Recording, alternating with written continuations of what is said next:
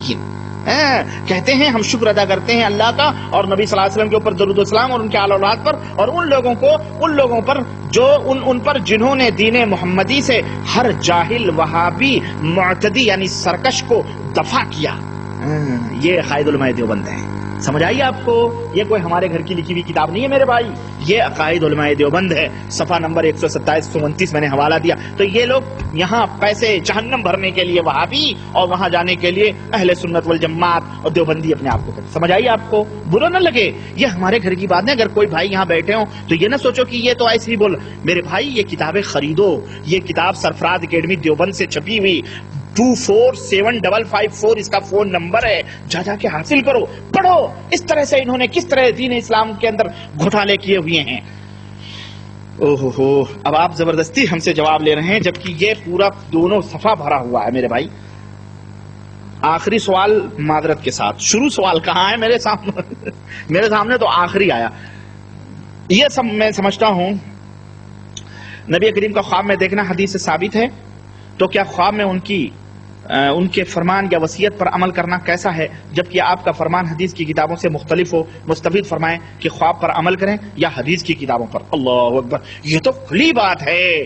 تم خواب چھوڑو، اگر کسی امتی کی بات کسے باشد نبی کریم صلی اللہ علیہ وسلم کی جیتے جاگتے نبی کریم صلی اللہ علیہ وسلم کی حدیث کے خلاف ہو تو اس کی بات کے اوپر ہم عمل نہیں کریں گے، چہ جائے کہ خواب کی بات. اور جہاں تک خواب کی بات ہے، اللہ کے نبی صلی اللہ علیہ وسلم کو اگر کسی نے ایسی حالت میں دیکھا کہ نبی اللہ کے کہ وہ کہہ رہا ہے کہ یہ اللہ کے نبی ہیں یا وہ کہہ رہا ہے میں اللہ کا نبی ہوں، اور اس کو دیکھا اور وہ خواب میں یہ بتلا رہا ہو جو نبی ہمیں دین دے کے گئے ہیں، جو رسول صلی اللہ علیہ وسلم ہمیں ایمان اور عقیدہ دے کے گئے ہیں، اگر اس عقیدے کے خلاف وہ کوئی بات، کوئی مسئلہ، کوئی بات بتلا رہا، عقیدہ ہی نہیں کوئی عمل بتلا رہا ہو، تو وہ نبی نہیں بلکہ وہ شیطان ہے.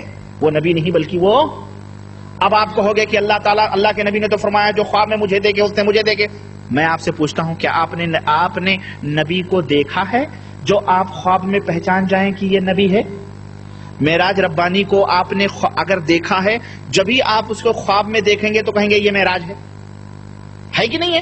آپ نے یا کسی نے اگر مجھے نہیں دیکھا ہے اور وہ خواب میں دیکھے گا جی میں نے معراج ربانی کو دیکھا، تو کوئی تو نے دیکھا تھا پہلے؟ نہیں دیکھا، تو پھر ہو سکتا ہے کسی اور کو دیکھا ہو. نہیں، خواب میں کہنے والا یہ کہہ رہا میں معراج ربانی ہوں، تو خواب میں تمہیں کہنے والا یہ بھی تو کہہ سکتا ہے کہ میں اللہ کا نبی ہوں. کہہ سکتا کہ نہیں کہہ سکتا؟ اس بات کے لیے تو کوئی دلیل موجود نہیں ہے کہ اللہ کے نبی نے فرمایا ہو کہ شیطان خواب میں آ کے یہ بھی نہیں کہہ سکتا کہ میں اللہ کا نبی ہوں. ارے میاں، یہاں تو لوگ زندگی میں زندہ کہتے ہیں میں اللہ کا نبی ہوں. کہا ہے لوگوں نے، نہیں کہا ہے. مسیلمہ کذاب نے کہا، اسود عنسی نے کہا، اور ایک عورت نے کہا، خود مرزا غلام احمد قادیانی نے کہا کہ میں ذلی بروزی نبی ہوں. کہا ہے کہ نہیں کہا؟ تو یہاں تو زندگی میں کہہ دیتے ہیں. وہ تو شیطان ہے، وہ شیطان اللہ کا نبی نہیں بلکہ اس نے تو جو ہے اپنے آپ کو اللہ بھی کہا ہے. پتا ہے کہاں؟ شیخ عبد القادر جیلانی کا واقعہ مشہور ہے کہ عبادت کر رہے تھے، ایک نور دیکھا، آسمان پر روشنی آئی اور نور سے آواز آئی کہ عبد القادر تیری عبادتوں سے میں اتنا خوش ہوا کہ اب جو چیزیں لوگوں کے لیے حرام ہیں میں نے تجھے وہ حرام حلال کر دیا، اور اب تو کچھ بھی نہ کرے تبھی بھی تیرا ٹھکانہ جنت ہے. شیخ عبد القادر جیلانی نے دیکھا بڑا بھاری نور ہے بھائی، روشنی ہے. کہنے لگے ارے ایسی باتیں، اور کہا کون ہے تو؟ کہا میں اللہ ہوں. کہا اللہ نے تو اپنے نبی کے اوپر یہ باتیں تو نہیں فرمائی کہ جو چیزیں لوگوں کے لیے حرام تھی میں نے تجھے حلال کی. ظالم تو مجھے تو اللہ کے نبی کی شریعت میرے پاس موجود ہے نا. کسی ہم سے بڑے صحابی کے اوپر تو یہ بات نہیں کہی اللہ نے. تو مجھے لگتا ہے تو اللہ نہیں تو شیطان ہے. اتنا کہنا تھا. لا حول ولا قوت اعوذ باللہ من الشیطان الرجیم پڑھا تو وہ کالی بدلی بن کر کے چلا گیا، اور جاتے جاتے کہا آج تجھے تیرے علم نے بچا لیا. کہنے لگے میرے علم نے نہیں ظالم، اللہ نے مجھے بچایا ہے کہ میں اپنے نبی کے دین کا جانکار ہوں. اپنے نبی کے دین کا. اور جو نبی کے دین کا جانکار نہیں ہوتا اسے حضور صلی اللہ علیہ وسلم آتے ہیں تو کہتے ہیں تو اتنی دفعہ ڈنڈوت کر لے خواب میں، تو اتنے دفعے وظیفے پڑھ لے، تو فلانے سے بیعت ہو جا، میں تیرے دارالعلوم میں آ کے دارالعلوم بنا کے جاتے ہیں. ہاں باقاعدہ دارالعلوم دیوبند کا نقشہ نبی صلی اللہ علیہ وسلم کہتے ہیں بنا کے گئے تھے. استغفر اللہ. اور کہتے ہیں وہاں ایک کنواں ہے جس میں نبی نے تھوکا تھا جو آج تک پتہ نہیں میٹھا، اللہ بہتر جانے غلط یا صحیح میں نے تو دیکھا نہیں. کہتے ہیں وہ میٹھا ہی پانی ہے، اس میں وہ کھارا تھا میٹھا ہو گیا، پتہ نہیں کیا ہوا وہ آج اس. ہاں اور یہ بھی کہتے ہیں اس کنویں کا ڈانڈا آب زمزم سے ملا ہوا ہے. دیوبند کا جو کنواں ہے اس کی جو پائپ لائن ہے ہماری زبان میں پائپ لائن کہہ لو، وہ کہاں ملی ہوئی ہے؟ وہ آب زمزم سے ملی ہوئی ہے۔ استغفر اللہ، اس طرح کی باتیں کرتے ہیں۔ تو میرے بھائی یہ جو سوال کرنے والے اللہ کے نبی، اگر اپنے دین کے خلاف کوئی بھی شخص خواب میں کوئی نصیحت کرے تو وہ شیطان ہے، وہ اللہ کے نبی نہیں ہو سکتے ہیں، سمجھ رہے ہیں؟ اور خواب میں آ کے کوئی بھی کہہ سکتا میں اللہ کا نبی، شیطان بھی کہہ سکتا ہے، اس لیے ان باتوں کا کوئی اعتبار نہیں ہے۔ نیک خواب وحی کا 40واں حصہ، یقیناً نیک خواب وحی کا 40واں حصہ ہیں، بے شک نیک خواب وحی کے 40واں اللہ کے نبی صلی اللہ علیہ وسلم نے بتلایا، لیکن پر خواب بھی تو نیک ہوں، ایسے بد خواب تو نہ ہو جس میں شریعت کا مذاق اڑایا جائے۔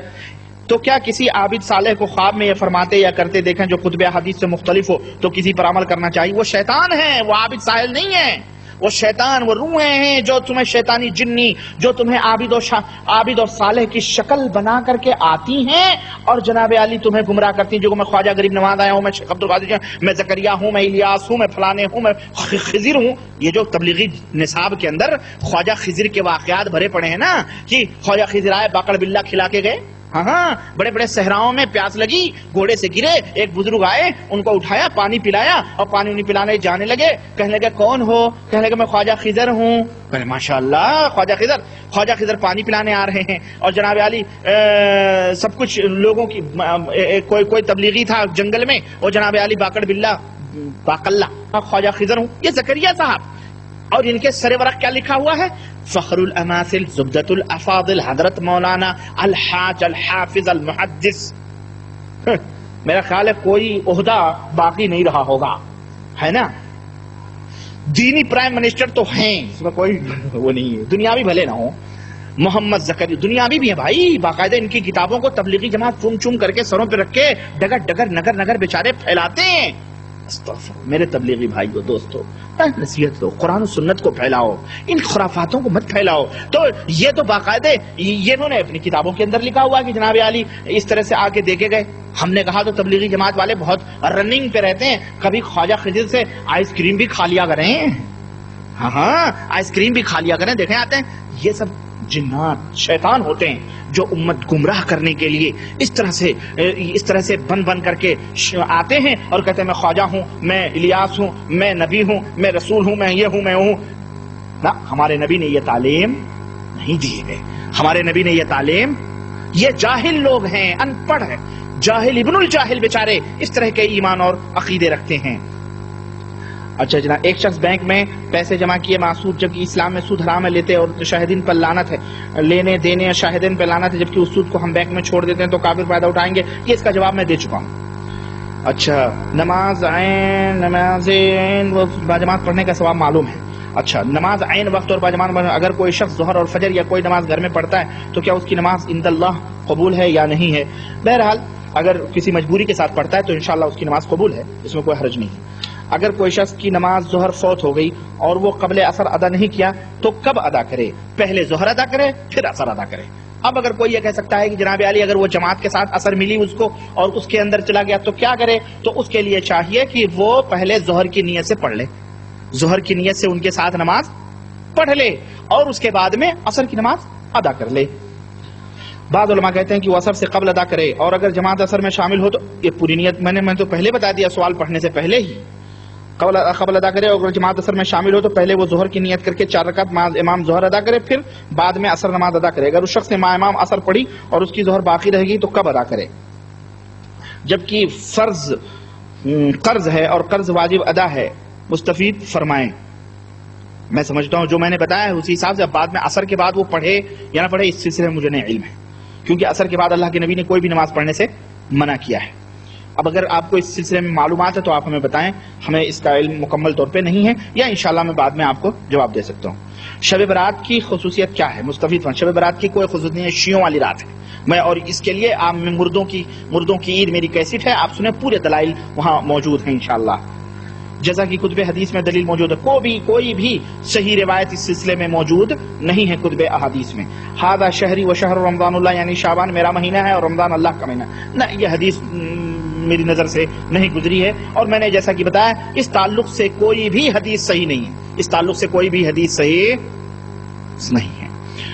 اور اسی شعبان کی 15ویں تاریخ کو دن میں حلوہ بنانے، پوریاں پکانے،